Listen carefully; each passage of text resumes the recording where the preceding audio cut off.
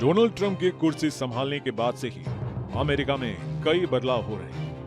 पहले प्रवासियों को लेकर अमेरिका ने सख्ती दिखाई, अब गाज ग्रीन कार्ड होल्डर पर गिरने वाली है। आपको बता दें कि ग्रीन कार्ड होल्डर कोई अवैध प्रवासी नहीं है जिनको यूं ही ट्रंप निकाल सकते हैं, लेकिन उनके उपराष्ट्रपति ने ऐसी बातें कही हैं कि इससे करीब 50,000 भारतीय प्रभावित हो सकते हैं। वेंस ने इस बात पर जोर दिया कि निवास आजीवन गारंटी नहीं है। उन्होंने कहा कि अगर राष्ट्रपति और विदेश मंत्री तय करते हैं कि किसी को अब यहां नहीं रहना चाहिए, तो उन्हें यहां नहीं रहने का कोई कानूनी अधिकार नहीं है। अमेरिका के उपराष्ट्रपति जेडी वेंस के ग्रीन कार्ड पर एक बयान ने अमेरिका में रह रहे भारतीयों को चिंता निश्चित तौर पर बढ़ा दी होगी। वेंस ने एक इंटरव्यू में साफ-साफ कहा है कि ग्रीन कार्ड का मतलब ये नहीं है कि अमेरिका में कोई भी विदेशी अनिश्चित काल के लिए बस सकता है। उन्होंने कहा कि यह अमेरिका में हमेशा रहने की गारंटी नहीं देता।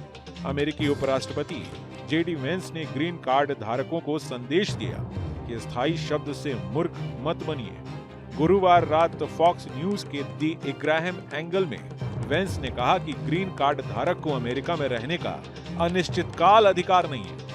यह मूल रूप से अभिव्यक्ति की आजादी के बारे में नहीं है, यह राष्ट्र सुरक्षा के बारे में है। लेकिन इससे भी महत्वपूर्ण बात यह है कि हम एक अमेरिकी नागरिक के रूप में यह तय करते हैं कि हमारे राष्ट्रीय समुदाय में किसे शामिल किया जाए। दरअसल अमेरिका में करीब 12.7 मिलियन ग्रीन कार्ड होल्डर हैं और इसमें भारतीय करीब 2.8 मिलियन हैं। भारतीय मूल के लोग अमेरिका में ग्रीन कार्ड लेने वाले सबसे दूसरा बड़ा समुदाय है। 2024 में ही करीब 50,000 भारतीयों ने ग्रीन कार्ड हासिल किया था। ग्रीन कार्ड, जिसे स्थायी निवास कार्ड भी कहा जाता है, एक ऐसा दस्तावेज है जो गैर अमेरिकी नागरिकों को अमेरिका में स्थायी रूप से रहने और काम करने की परमिशन देता है।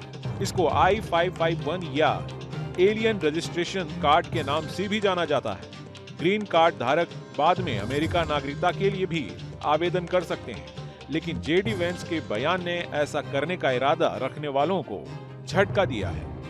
डोनाल्ड ट्रंप के दूसरी बार राष्ट्रपति बनने के बाद से ही अमेरिका में प्रवासियों पर सख्ती बढ़ी है। अवैध प्रवासियों को जहां सैन्य विमान में भर भर के उनके देश छोड़ा जा रहा है, वहीं वैध प्रवासियों को भी अमेरिका में रहने के लिए वीजा से लेकर ग्रीन कार्ड तक पर हो रही सख्ती से गुजरना पड़ रहा है। अब तक यह साफ हो चुका है कि ट्रंप के कार्यकाल में यानी अगले 4 साल तक अमेरिका में स्थायी या अस्थायी तौर पर रहना और वहां की नागरिकता हासिल करना इतनी आसान प्रक्रिया नहीं रहने वाली है। न्यूज नेशन अब व्हाट्सएप पर खबरों के ताजा अपडेट के लिए न्यूज नेशन के इस QR कोड को स्कैन करें।